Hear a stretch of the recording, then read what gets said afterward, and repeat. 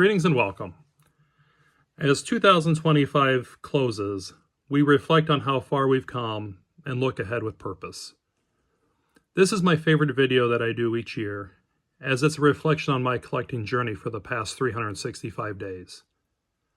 I thoroughly enjoy sitting down, thinking and reflecting on my collection, and looking through my purchases each year.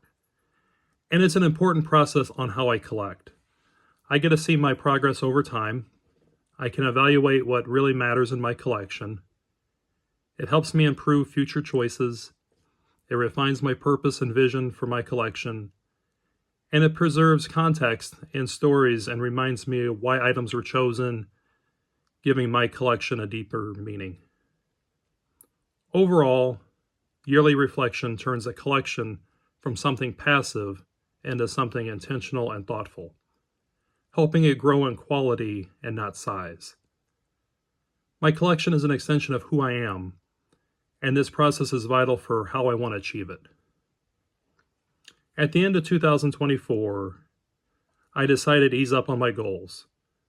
The past several years, my collecting journey had been very goal-heavy, and it worked really well. I saved and was able to purchase some cards I never thought I'd ever own.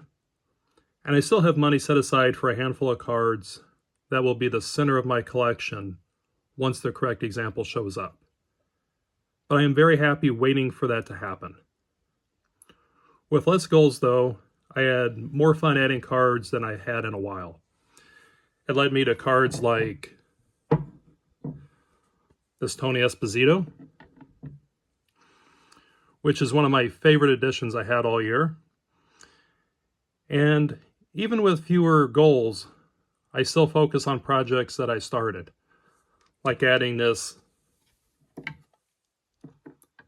1952 Topps Robin Roberts, the 1975 Topps Bill Walton,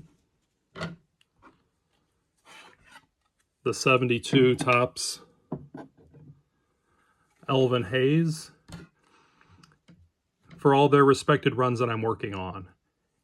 And it also led me to this 1960 Topps Raymond Berry that set me back a whole $7.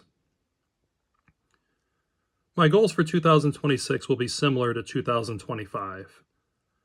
I'm going to sit back and let the cards come to me instead of me actively pursuing certain cards.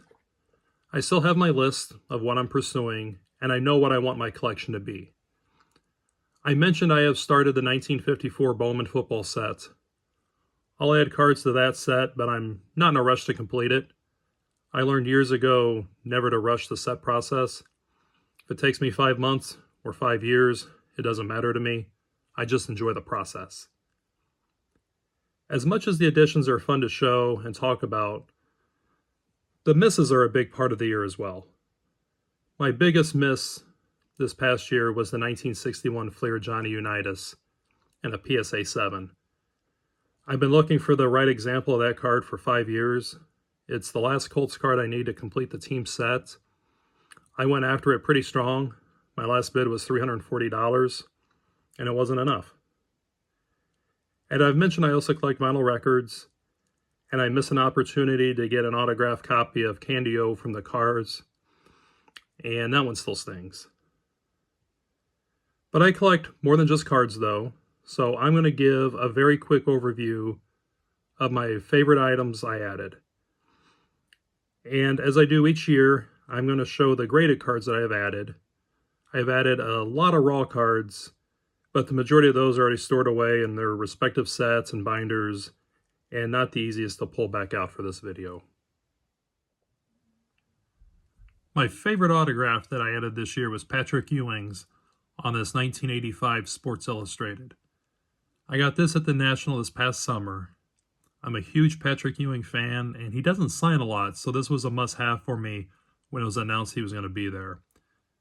And I'm just thrilled to have it. Next, I don't actively collect bobbleheads, but I do have a small collection of ones that I truly want. And I've been wanting an Abraham Lincoln one for a long time. And when I ran across this one, as him as a ball player, I couldn't pass it up. And lastly, my favorite vinyl record that I added this year was this first pressing of R.E.M's Out of Time. This is one of my all-time favorite albums. It was released in '91 when CDs were the dominant format, so there's not a lot of these. I was at work when a local record store posted that they had it in, and they didn't mention if it was a first pressing or reissue. And I went to a colleague who has the best record collection that I know and asked him. He wasn't sure from the picture, but doubted it was a first pressing just due to the rarity. I mentioned it looks too worn to be a reissue, and he reminded me that not everyone takes care of their stuff like he and I do, which was a great reminder to me and how true that is. We sat in his office and went over all the years the album had been reissued. And my daughter had soccer practice shortly after I got off work. So I wasn't sure if I'd be able to get to the record store and then home in time to get my daughter to practice. He graciously said he'd stop in after work and get it for me. I thanked him, but I thought I could do it. I got off work, got to the record store, and was happy to see it was still there. Looked it over, discovered it was, in fact, the first pressing, and bought it. Got home late. My wife did not share in the excitement of my purchase, but I did get my daughter to soccer practice in time. Fantastic album, and my favorite one that I added this year. I'm going to end the video with a tabletop of all my graded cards that I added this year, so I hope you enjoy. Added more football than I have in the past, and added a lot of Peyton Manning rookies, kind of slowly chipping away at all his rookie cards.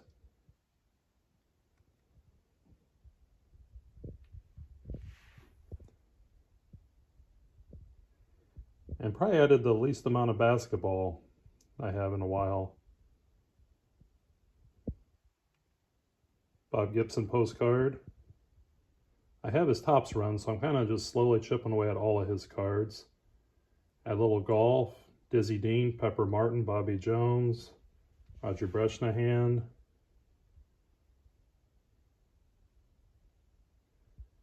Couple Pujols rookies. Wishing everyone a happy new year, marked by good health, lasting happiness, and continued success in all endeavors. Thank you for watching, and enjoy your collection.